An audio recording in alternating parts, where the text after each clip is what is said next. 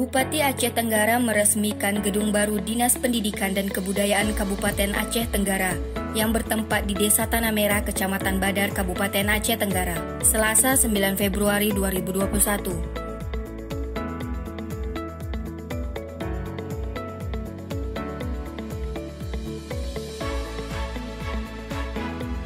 Peresmian gedung baru Dinas Pendidikan dan Kebudayaan Kabupaten Aceh Tenggara dihadiri oleh seluruh Forkompinda Aceh Tenggara.